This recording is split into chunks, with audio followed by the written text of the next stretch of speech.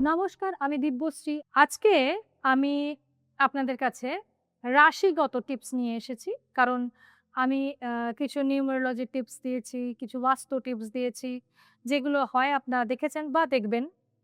এবার আমার কাছে অনেকেই আসে বা অনেকেই কমেন্ট করে বা WhatsApp এ লেখে যে, আ এই রাশি আমার কি করা উচিত? তো যদিও এগুলো ডিপলি দেখার ব্যাপার থাকে, তাও আমি জেনারেল কিছু হেল্প করার ব্যবস্থা করছি বা বলছি। মেষ রাশির ক্ষেত্রে বলব যে বাড়িতে কোনো আ দড়ি, দড়ি বাঁধা অবস্থায় রেখে দেবেন না। মানে ঘরে অনেক সময় আমরা দেখি যে দড়ি ঝুলছে বা দড়ি বাঁধা রয়েছে। এমনি দড়ি পাকিয়ে রয়েছে, বেঁধে রয়েছে। এই জিনিসগুলো, এই ব্যাপারগুলোকে ইমিডিয়েটলি হাঁটানো।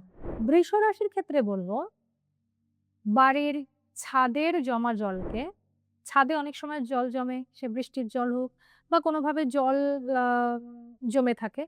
তো বাড়ির ছাদের জলকে accumulate করে মানে এক জায়গায় করে একটা ট্রান্সপারেন্ট পাত্রে রেখে ট্রান্সপারেন্ট পাত্র বলতে কাঁচের শিশি হতে পারে, প্লাস্টিকের কন্টেনার হতে পারে।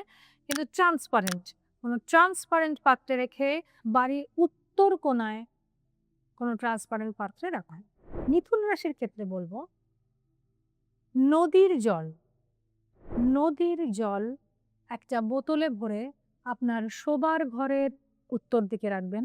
সেটা কিন্তু ব্যবহার করবেন না।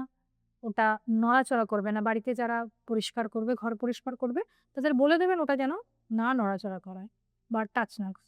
কর্কট রাশির ক্ষেত্রে একটি উপকারী টিপস হলো পুকুরের ভেজা মাটি আ সংরক্ষণ করে বা কালেক্ট করে এনে ছাদের কোনো একটা স্থানে সুরক্ষিত অবস্থায় রাখুন। ওটা ওটা যেন কেউ না টাচ করে বা ওটা নড়াচড়া না করে এমনভাবে সুরক্ষিতভাবে রাখুন। সিংহ রাশির ক্ষেত্রে একটি অনবদ্য টিপস হলো সিংহ রাশির জাতক বা জাতিকারা খুব ভালো ফল পায় যদি তারা রূপোর পাত্রে জল পান করে।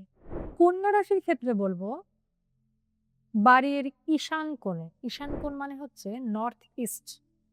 বাড়ির ঈশান কোণে ৯ টি লবঙ্গ লুকিয়ে রেখে দিন বা পুঁতেও রাখতে পারেন। মানে ওটা যেন কেউ না দেখতে পায় বা ধরতে পারে বা ওটা কেউ যেন না টাচ করতে পারে। মানে লুকিয়ে রাখুন বা মাটিতে পুঁতে রাখুন। কিন্তু সেটা হবে বাড়ির ঈশান কোণে মানে নর্থ ইস্ট। তুলা রাশির ক্ষেত্রে বলবো, তুলা রাশির জাতক-জাতিকারা অন্তত একটা বেলা বা বাড়ির যেকোনো দিনের যেকোনো একটা সময় বাড়ির যেখানে রান্নাঘরের রান্নাঘরের ভেতরে তুলা রাশির জাতক-জাতিকারা দিনে যেকোনো একটা সময় খাদ্য গ্রহণ করুন। রান্নাঘরে বসে খাদ্য গ্রহণ করুন একটা না একটা বার। বৃশ্চিক রাশির ক্ষেত্রে একটি উপকারী টিপস হলো বৃশ্চিক রাশির জাতক বা জাতিকারা স্নান করার সময় চটি পরে স্নান করেন। ধনু রাশির ক্ষেত্রে বলবো আপনারা ছেঁড়া জামাকাপড় পরবেন না।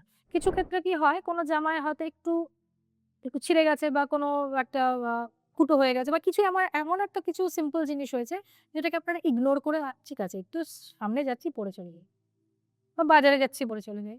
করবেন না। ধনু রাশির জাতক জাতিকারা এটা করবেনই না। মকর রাশির জাতক বা জাতিকাদের জন্য বলবো আপনারা কিন্তু ফাটকা খেলবেন।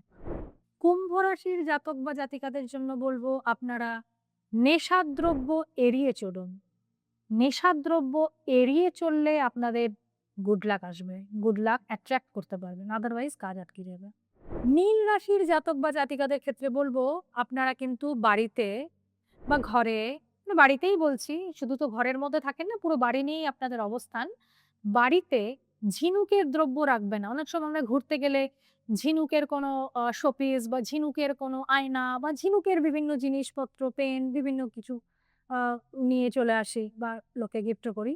ঝিনুকের জিনিস কিন্তু মীন রাশির জাতক বা জাতিকারা ঘরে রাখবেন না। এতে কিন্তু আ ফিন্যান্সিয়াল কিছু অসুবিধা চলে আসতে পারে। তো আজ আমি কিছু জেনারেল টিপস দিলাম। মেষ থেকে মীন রাশি পর্যন্ত প্রত্যেকের ক্ষেত্রে খুব ছোট্ট জেনারেল টিপস। এরকম টিপস আমি আরো অনেক দেব। হালকা টিপস দিয়ে শুরু করলাম। আপনারা করে দেখুন না কেমন উপকার পান। অবশ্যই আমাকে কমেন্টে জানাবেন এবং WhatsApp করেও জানাতে পারেন। আমার সাথে এতক্ষণ থাকার জন্য অবশ্যই ধন্যবাদ। সঙ্গে থাকুন, শুনতে থাকুন, সাবস্ক্রাইব করুন, বেল আইকনে ক্লিক করুন, অল বাটনটি ক্লিক করে দিন যাতে আমার প্রত্যেকটি এপিসোডের নোটিফিকেশন আপনার কাছে সবার আগে চলে যায়। তাছাড়াও কমেন্ট করুন, লাইক করুন, শেয়ার করুন।